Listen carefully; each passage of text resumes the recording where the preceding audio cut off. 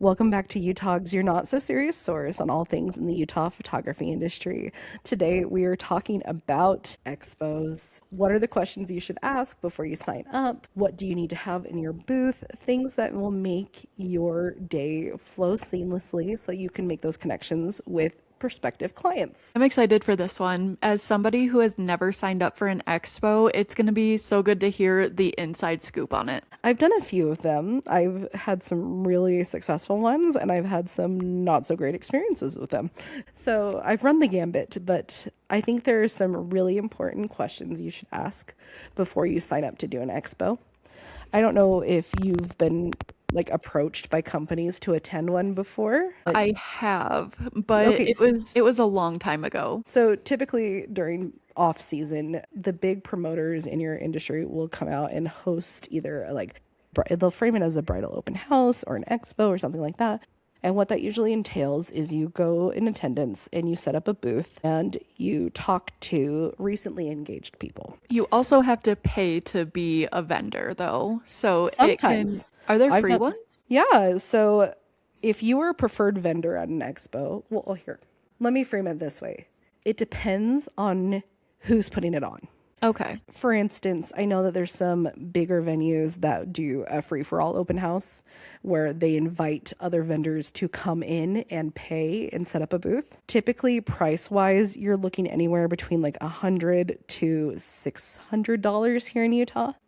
It depends on who's hosting and what their turnout rate is expected to be.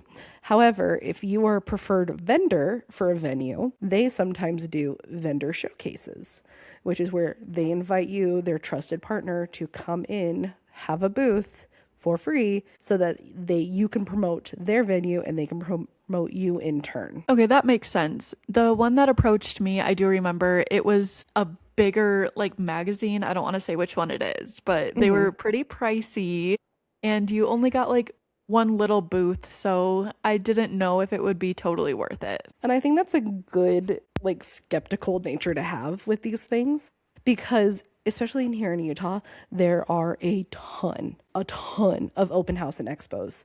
So being Yeah. choosy about which ones to attend is really important in protecting your business. And I've been approached by a few to attend, and one of them is like bigger magazines and things here that host these events, and they're not cheap. They're really not cheap. So you have to ask the really critical, hard-hitting questions to see if this is a benefit to you. The number And one question, oh, go ahead. I'm sure you have to make sure that there's not going to be a ton of other photographers there competing, right? That is the number one question. That's the first question that I send back to them. I said, how many of the same type of vendors are you allowing in a space? I need a number. I need to know how many people I'm going to be quote unquote competing with for attention. And I've had it where they're like, oh, we'll only have 2 or 3.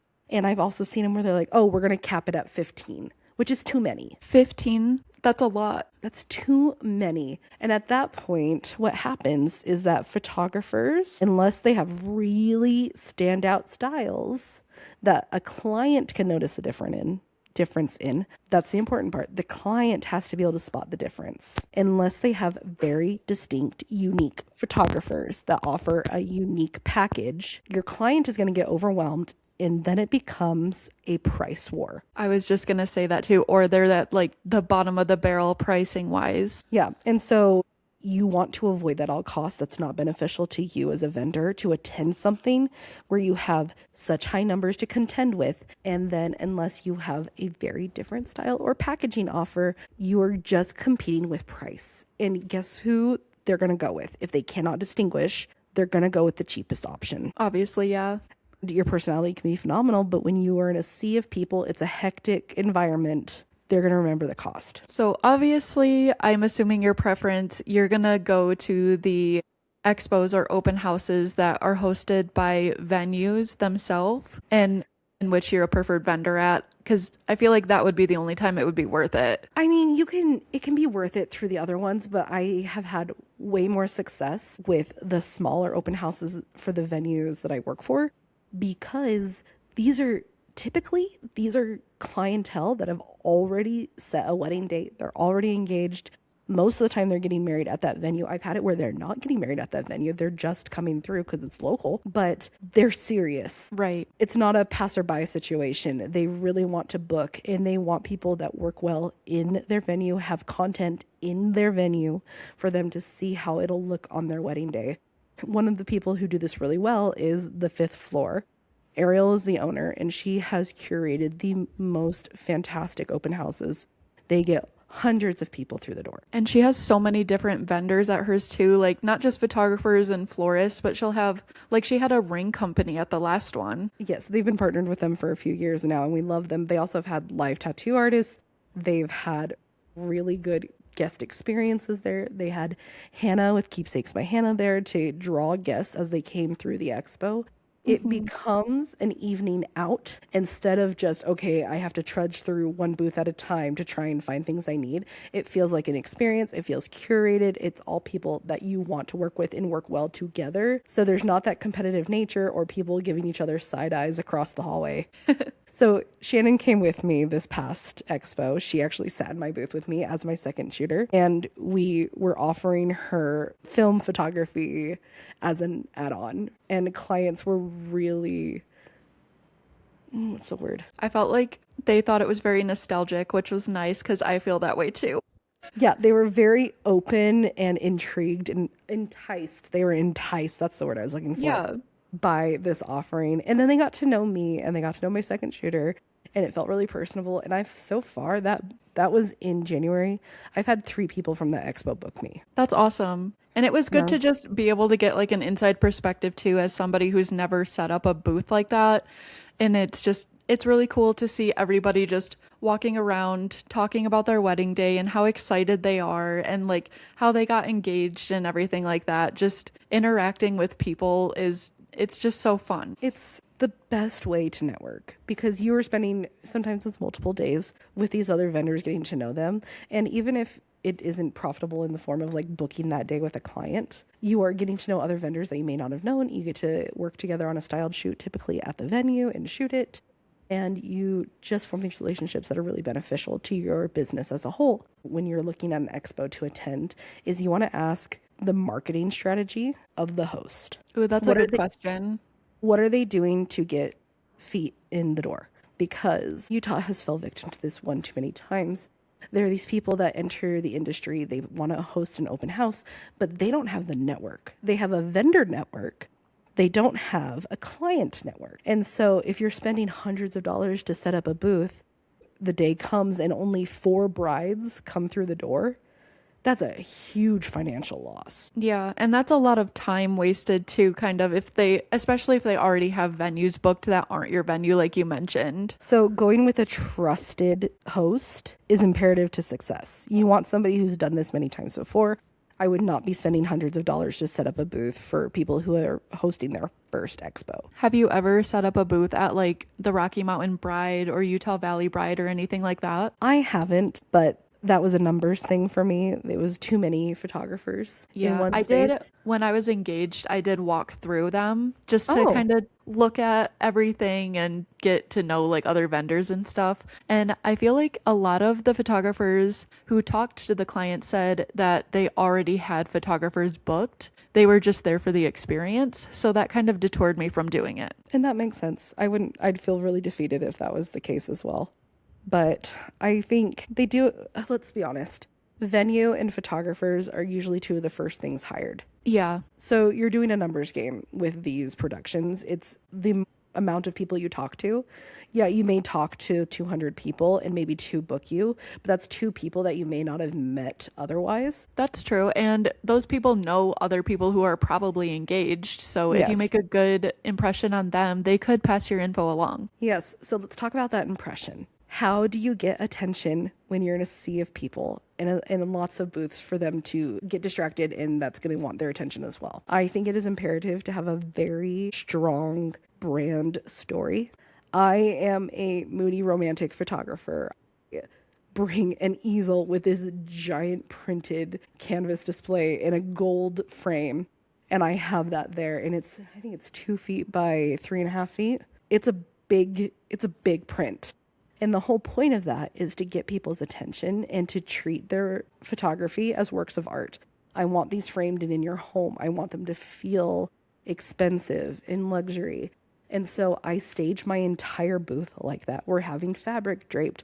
We have little brass antique objects, candles on my booth table around my imagery for people to see and really feel the entire experience that I want with my brand. And then when it comes to practicality, I have my magazine that has my planning guides in them, and brides that I talk to and feel a really good connection with, I offer them a magazine so that they can see all of my work throughout a wedding process.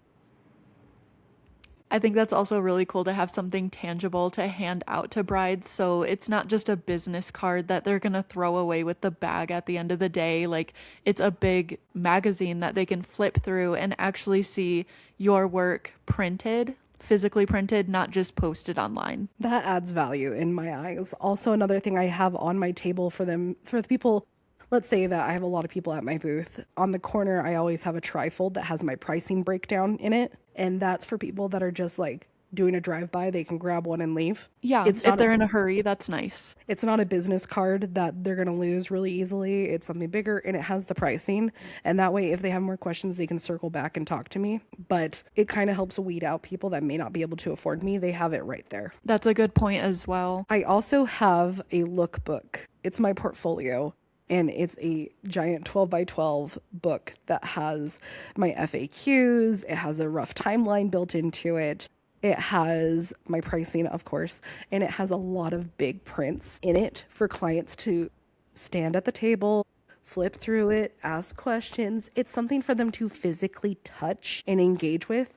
Plus, the photos are huge so that they can see the quality of the print. Right. And I bet that gets them to stay at your booth longer so you can talk about everything in depth. Exactly. The whole point of this is to make people stop and talk. You need to be able to hold a conversation, and you need to back up your work. And of course, another point of this is having, it sounds so cringy and awful, but you need to have a sales pitch. You need to tell them why you are different, but you need to do it in a way that is not pushy whatsoever. Yeah, you kind of have to show them why you're different so they make that conclusion for themselves, which is hard to do, but I think it needs to be done for you to be able to stand out. You have a finite amount of time with these people. You need to get them the information as like condensed as possible. And you also need to ask them about them, because that's going to give you a better insight into what your service is going to be for them. Yeah, I could see that as from a client's point of view too. Like, if somebody's taken interest in me and my relationship and my wedding, I'm going to want to talk about it. Oh yeah. No, I never start off about myself and what I offer. I say, hi, when are you getting engaged? Can I see your engagement ring? Tell me about a little about what you're seeing for your day. How did he propose? What have you booked so far? Like, I'm asking them all about their wedding day. And then once I get a good idea of what kind of service they're looking for, and if they're actually interested, then I'll be like, hey, this is what I offer. I'm a wedding photographer. This is my second shooter, Shannon. This is what she offers. Take a gander. And then I'll ask them like another follow-up question. And we get a good conversation going, because if they're going to spend like 6 to 8 hours with you on a wedding day, they need to make sure that your personalities match. That is crucial, I think, too, because you don't want to spend that entire day, one of the most important days of your life, with somebody who's going to just get on your nerves. Or somebody who doesn't say a thing. Yeah, that's a big thing too. I think you need to be able to connect with your clients, but from a client's perspective, like, you need to kind of interview your vendors as well, not just your photographer, but if you have a planner or a coordinator, like, you need to be the same type of person, I feel like. Agreed. And I've had clients that I was outside of their budget. They have told me point blank, you were outside of our budget, but we loved your personality and we knew that we wanted to hire you. And so they said, we're going to save up our money so that we can afford you. And then we do payment plans up until their wedding day to help make it a little more cost effective. But they really saw the value in having me as their photographer. So when you're nice. At an expo, you're selling yourself. You're not necessarily selling a product, because they can see your work. You're there. They've already stopped because your photos are showstoppers. Now Yeah. you need to show them why they need to hire you, and it's going to be your personality. And in Utah, obviously, a lot of couples get married very early in life. They're younger, sometimes even like 18 or 19. And at the expos, I feel some of the parents come with them Mhm. sometimes. So you're able to talk to the people who are paying for the wedding as well, which is kind of nice. That is nice. I will say you treat every single person that comes to your booth like they're the only person there. Yeah. No matter if they look like they're of engagement age, if they're not, if they're a mom or a dad, because I've had it where in an older lady came by my booth and we were just talking about my photos, what I loved about doing it. And then 20 minutes later, her daughter arrived. Her daughter was engaged. She brought her daughter back over to me. She's like, "You need to meet this photographer." Like it Oh, was that's all like, nice. this lady was not engaged, but she had somebody who was, and she liked my personality. So she brought her back around. And guess what? They booked me. That's awesome. And that's really cool to kind of meet the family beforehand as well. So you know, like who you're talking to on the day of, because sometimes you can't tell who's the mother of the bride and who's the mother of the groom or vice versa. Having those faces in mind when you're going into a wedding day is so helpful. So, I mean, I know it's a lot. Expos are a lot. You're talking to hundreds of people, but typically when it's somebody who's really engaged with you, they give you a lot of time and information, and you can either type it down, write it in a notebook. You always reach out to them within 24 hours of the expo. I have it where I always have my laptop there with my website pulled up, Smart. and I say, "Hey, this has been really great talking to you. If you don't want to have to worry about emailing me to get information, please type in your email and I will email you this weekend." Yeah, that's really smart. So that way I have all their contact information, all of their like wedding information fresh, typed up and in my CRM. And that's a good, just kind of get the ball rolling too. So they're not just sitting at home for weeks after thinking about it and then forgetting everything you talked about. Exactly. That's the hardest part is you are trying to take up space in their mind when they've just met hundreds of vendors, or not hundreds, but dozens of vendors. Yeah. So what makes you memorable? What makes you special? What makes you worth hiring? So in your career, how many expos have you set up in? So the fifth floor does 2 annual expos, and I love them. And we do one in January, one in July. And those are the 2 that I do every single year. And when it comes to other expos, I've considered doing some, but man, is it a little tricky because I'm so choosy about where I put my money and where I put my time. And so I found it a lot more profitable for marketing wise if you are getting in with a wedding planner or if you are getting in with a venue where they will promote you, even if it's not at an expo. That's where you're going to get way more traction. I did an open house, which is way more laxed for the lodge at Deer Meadows, and that was more vendor focused than bride focused, but it was still good to get a lot of new faces in and more networking. I have met vendors working that I didn't Okay. know before that I really cherish, so that's another option. So But when that's it like comes, mainly for planners to meet other vendors, I assume. yeah, so man, if you're getting into the luxury market, you're really not going to interact with the clientele as much. You're going to Right. interact with the wedding planner because they make the decisions. They pitch the other vendors to the client. An expo like that would be something that's very beneficial for all types of vendors then. So I feel like as a vendor myself who has never really worked, well, I have worked with planners for weddings, but very far in between. I feel like that would be one that I would be super interested in signing up for then. I think it's definitely a worthy endeavor is to form those connections with the wedding planners. I would not go out and budget thousands of dollars to attend one or a few. However, it is a good option if you're looking to break into a new area That's a good point. because there are wedding venues, let's say like Siempre. They hosted a wedding venue, a wedding expo, and that is a completely different region of Utah than what I cover typically. And I would very much look into going there. However, it is extremely expensive, so you have to budget for it. Siempre is such a beautiful venue, though. I feel like the price tag would be worth it for getting clients at that location. Yes, so you have to, when you are looking at doing locations, look at the quality of clients you're going to entice. That's what makes it of high value for your brand to do these things, is it needs to align with it. You need to have a venue that is more luxury. You need to have the vendors that are going to be up to par and on a similar price. Because if you are attending a value market and you're not a value photographer, I'm sorry, but you're not going to get booked. Right. They're going to see your price tag and automatically just swoop right past. Knowing your demographic and your ideal clientele and the vendor network that will serve you best is what's going to make people see your value and not just be like, ooh, nope, not this time. Yeah. I'm like, that sounds so harsh, but you know what we mean. Like, you're trying to preserve your branding and your marketing within a certain bracket. And also vice versa. If you are a newer photographer or a low-end photographer trying to advertise at a high-end venue, and the clients are going to feel the same. Like if your price doesn't match what you're offering, it's going to feel like a scam maybe, or it's going to feel like you don't have the experience needed, or it's just not going to line up. It would be really hard to come into a luxury venue as a new photographer and try to sell against these really professional, well-established brands.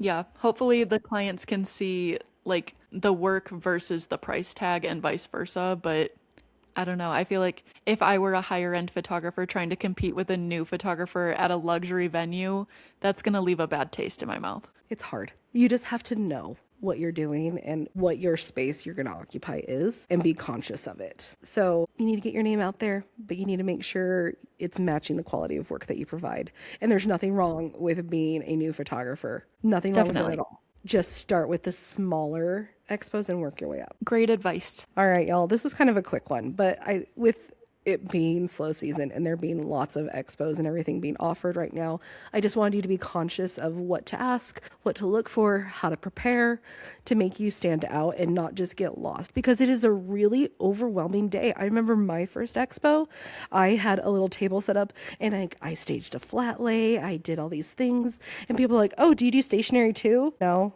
Okay, so I took that off of my table and then I was in the hallway, which I didn't have anything to sit behind. So I just stood next to my table. And that was so extremely awkward for people because I just was watching them. And so it didn't feel high end. It just felt like, okay, and here's another photographer. And then he's went through it and went to the other big vendor tables. It's like a presentation. Yeah. Oh my gosh. It was flashbacks to high school PowerPoints all over again. It was so bad. What I'm saying is, if you're going to do a booth, you need to be conscious of where that booth is at, what the flow of traffic is going to be. Always ask for a blueprint when selecting where your space is. That's a good point. That's a really good idea. I think that would be a major selling point too, because if you're positioned somewhere where nobody's going to be walking, then it's not really worth it. Yep. And sometimes they'll charge the exact same price to be put in the basement as the main floor. Well, some people won't even make it to the basement or to the second story. They're just going to do a lap around the main floor and leave. So know where your booth is. And also they need to be able to tell you who's going to be next to you. Ooh, that's true. Because if it's me and then there's some random company that has nothing to do with me, it feels really awkward. Or hopefully you're placed next to a friend so you can vibe with each other and be like, oh, hey, have you met them when they're done talking to you?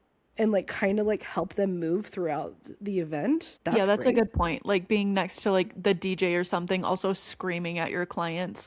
Do not get put next to the DJ booth. We love DJs. DJs are great, but you can't hear anything. It's good for the vibes, but hard to talk. Not good for the conversation. Yeah, if you're thinking about joining any kind of expo or open house, send us a message on Instagram because we want to hear your thoughts. I know I'm picky when it comes to these events, but I've been burned a few times that I know what's a good experience to have, what questions to ask, what to look out for. And I don't want you to waste your money on something that's not going to have a good payoff. You want your return on investment, right? Obviously, right. Sometimes people don't think about these things. So I'm just sharing my experience. And if you've had a really great experience with an expo here in Utah, I want to know. Tell me which one's worth attending. I would love to come support you and also just meet more vendors in the industry as well as clients. That's always going to be a good time.